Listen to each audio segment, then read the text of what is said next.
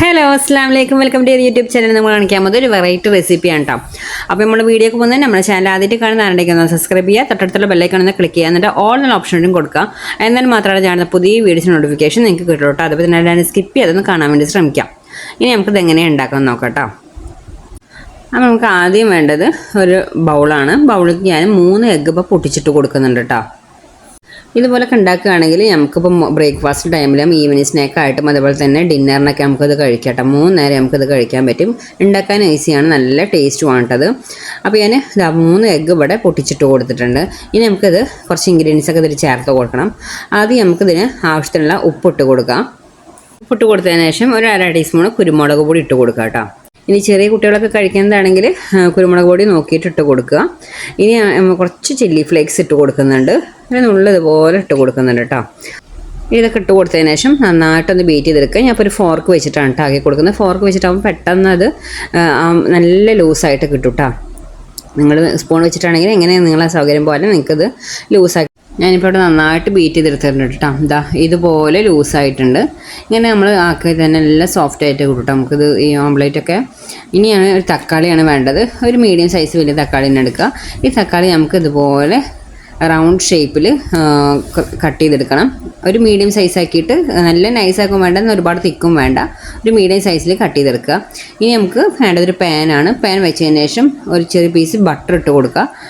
ബട്ടറൊക്കെ ഒന്ന് മെൽറ്റായിട്ട് വന്നതിന് ശേഷം ആ ബട്ടർ ആ പാനിൻ്റെ എല്ലാ ഭാഗത്തേക്കും എത്തുന്ന പോലെ ആക്കി കൊടുക്കാം. നമുക്ക് ഇങ്ങനെ ചെറുതായിട്ടൊന്ന് ചുറ്റിച്ച് കൊടുക്കാം.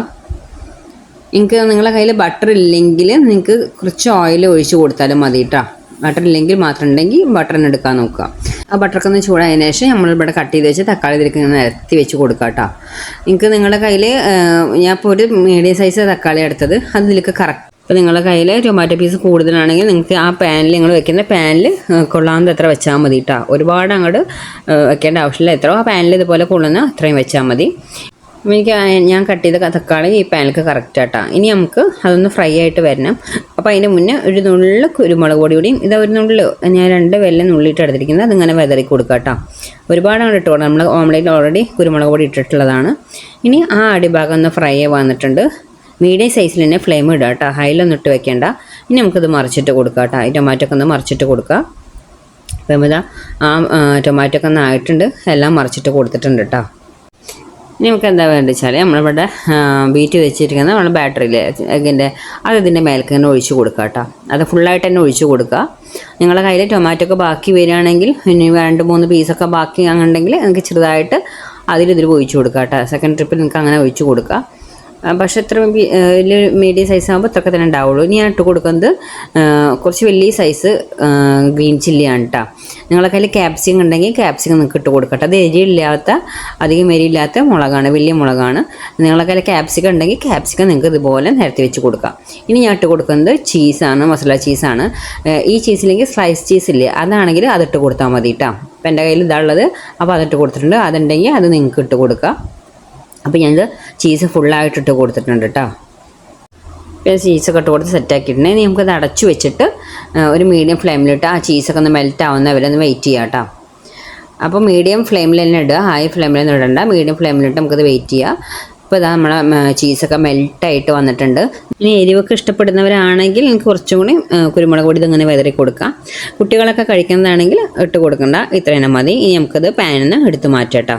നമ്മൾ ഓംലെറ്റൊക്കെ എടുത്ത് മാറ്റുന്ന പോലെ തന്നെ പാനിൽ എടുത്ത് മാറ്റാം. പെട്ടെന്ന് ഉണ്ടാക്കാൻ പറ്റുന്ന റെസിപ്പിയാണ് കേട്ടോ. നമുക്ക് ബ്രേക്ക്ഫാസ്റ്റിനായിട്ടും കുട്ടികൾക്ക് സ്കൂൾ കൊടുത്ത് വിടാനാണെങ്കിലും ഈവനിങ് സ്നാക്കായിട്ടും അതുപോലെ തന്നെ രാത്രി ഡിന്നറിനൊക്കെ നമുക്കത് കഴിക്കാൻ പറ്റും കേട്ടോ.